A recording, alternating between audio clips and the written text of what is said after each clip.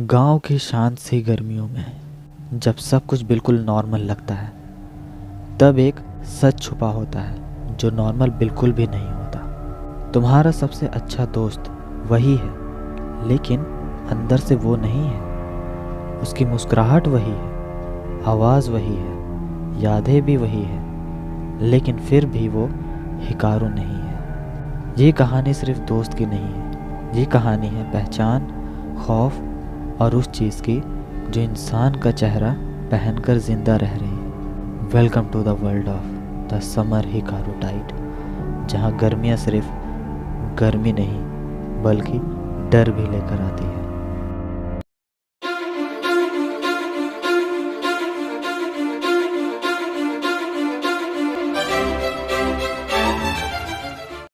जनवरी 2020, नियासेयामा।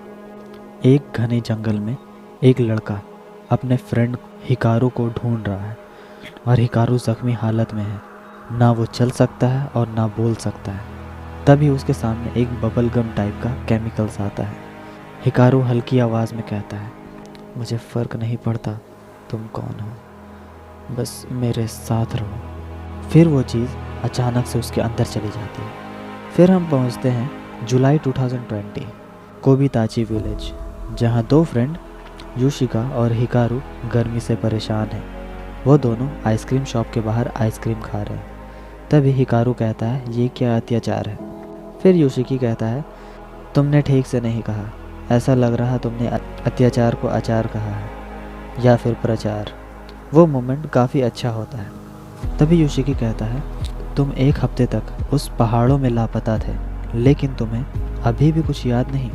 वो कहता है, नहीं यार, मुझे कुछ भी याद नहीं है। फिर युशिकी थोड़ी सी शांत आवाज़ में कहता है, ऐसा नहीं है कि मैं ये बात अभी सोचना शुरू किया हूँ। ये बात मेरे दिमाग में तब से है जब से तुम वापस आए हो। तुम नहीं हो, तुम हिकारू नहीं हो। मैंने सही कहा ना? ये बोलते ही जैसे वक्त थम सा गया हो, होश उड़ गया हो। फिर हिकारू हल्की आवाज़ में कहता है, पता कैसे चला? मुझे लगा मैं उसकी अच्छी नकल कर रहा हूँ। फिर उसका आधा फेस बबलगम की तरह पिघलता है और युशिकी से गले लगकर कहता है, प्लीज़ किसी को मत बताना। मैं पहली बार इंसानों की तरह जिया हूँ। स्कूल या आइसक्रीम ये सभी मज़े के हैं और मुझे तुम्हारी दोस्ती भी बहुत पसंद है। और फिर रोने लगता है। युशिकी मन ही मन सोचता है, अब कुछ भी हो जाए, मुझे पता है हिकारू वापस नहीं आ सकता। इससे बेहतर है क्यों ना मैं तुम्हें ही अपना लूँ। फिर नेक्स्ट डे युशिकी नींद से जागता है। अभी भी उसके दिमाग में वही सभी बातें घूम रही है। स्कूल के लिए रेडी होता है और उसे लेने के लिए उसका फ्रेंड हिकारू भी आता है। उन्हें जल्दी जाना होता है क्योंकि उनका तीसरा फ्रेंड इंतज़ार कर रहा होता है। उसका नाम हारा होता है। फिर दूसरी तरफ हमें एक आदमी दिखाया जाता है जिसका नाम तनाका होता है। वो किसी कंपनी की तरफ से आया था, किसी चीज़ का पता लगाने के लिए, और थोड़ा अजीब भी था। स्कूल ख़त्म होने के बाद वो दोनों वापस घर लौटते हैं। रास्ते में एक क्रिस्पी फूड खाते हैं। हिकारू पूछता है, हमने ये पहले भी खाया है ना? और खाते ही हिकारू उछल पड़ता है और कहता है, इतना कुरकुरा, मज़ा आ गया। फिर कहता है, यादें तो वैसे ही हैं, लेकिन फिर भी सब कुछ नया नया लग रहा है और मैं तो ज़िंदा था ही नहीं। ऐसा पहली बार मुझे ज़िंदा होने का एहसास है। युशिकी कहता है, तुम भूत हो क्या? वो कहता है, नहीं पता यार, भूत तो नहीं, पर राक्षस ज़रूर हूँ। फिर युशिकी उसे और दूसरी जगह घुमाने ले जाता है। युशिकी के दिमाग में अभी भी एक ही सवाल है, आखिर ये है कौन? दिखने में तो बिल्कुल हिकारू जैसा है। तभी घर लौटते वक्त रास्ते में एक बूढ़ी औरत खड़ी होती है और कहती है, नोनुकी सामा पहाड़ से नीचे उतर गए। बार बार इसी बात को रिपीट करती है। हिकारू और युशिकी दोनों डर जाते हैं।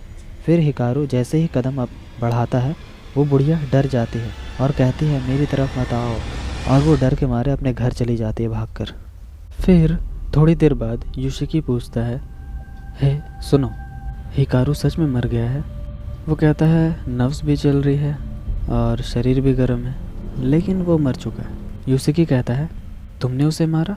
वो कहता है, नहीं नहीं, मैं जब उससे मिला तो वो अपनी आखिरी सांसें ले रहा था। मुझे बस इतना याद है कि मैं पहाड़ों में भटक रहा था ऐसा लग रहा था कि मशीन बन गया। और तभी हिकारू दुनिया को अलविदा कह रहा था। और जब मुझे होश आया तो इस हालत में था। फिर योशिकी उससे पूछता है कि क्या तुम्हें मैं अच्छा लगता हूँ? वो कहता है हाँ, बहुत अच्छा। योशिकी मन में कहता है इसने कभी भी ऐसा नहीं कहा, कभी भी नहीं। और कहता है तो फिर मुझे दोबारा छोड़कर मत जाना।